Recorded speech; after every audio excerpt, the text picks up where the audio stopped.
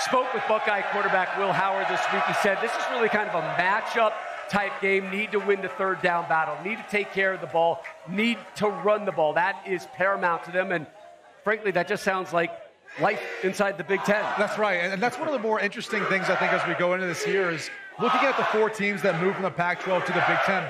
How would they fare? And as you look at UCLA, for example, who's winless in conference play. Your Trojans, Matty, 1-2 so far in conference play. Washington's kind of held their own. Oregon so far really hasn't been tested.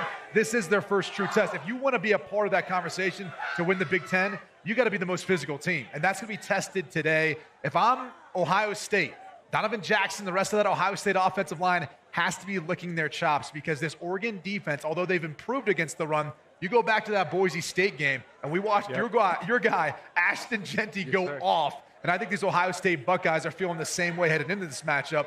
But who do you got setting the tone for the Buckeyes or Oregon? It's in the trenches. It's going to be the offensive line for Ohio State. You mentioned Donovan Jackson, Josh Simmons. These are 2 of the best prospects in the nation on the offensive line. So they're going to be the tone centers. When you go on the road, you want to be able to set the tone and punch somebody in the mouth. And that's what you do at the line of scrimmage. Then defensively, their defensive ends, they have 2 of the best edge rushers in the land. So I think in the trenches will be critical to be able to win, and we'll see if Oregon can match the physicality of Ohio State. I'll tell you guys what I'm looking for is the Oregon receivers against the Ohio State secondary. Ohio State's got one of the best defenses, if not best defense in the country. You will not drive the ball against Ohio State. So the matchups will be the Oregon receivers, Tez Johnson, and Trayshawn Holden against Denzel Burke and Jordan Hancock of Ohio State. There's 2 ways, Brady, to beat man coverage. One is matchups. I'm not seeing a bunch of matchup advantages for Oregon, but you can pick and rub. Take a look at this video. So this is in the Oregon offense. You'll see this today. You're going to see Trayshawn Holden. You have to run to 2 stems. This is a beautiful pick route. Expect a lot of that today, especially if Ohio State comes out and plays a lot of man coverage. I don't like the matchups necessarily for Oregon's receivers against Ohio State, so you're going to have to pick and rub to help them get open. There's not a lot of flaws, Coach, to this Ohio State offense. We know about the quarterback, the running backs, and the receivers.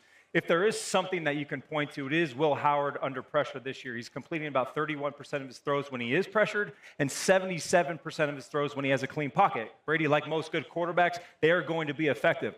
Oregon has to get after that. They have to make that pocket dirty and messy for him. The last 2 games, they have 9 sacks, 13 tackles for loss.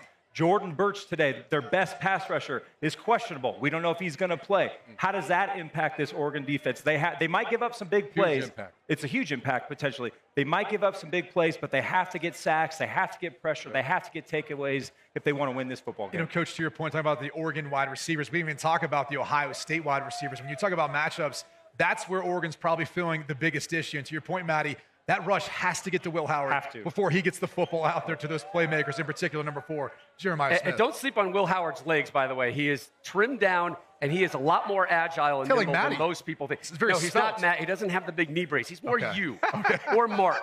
Sorry, Matt. We love you. Sheesh. Shout out Don Joy. Hey, thanks for watching. If you enjoy that clip, make sure you click subscribe somewhere down here. From game highlights to exclusive interviews and rankings, we've got everything you need as a college football fan right here, College Football on Fox.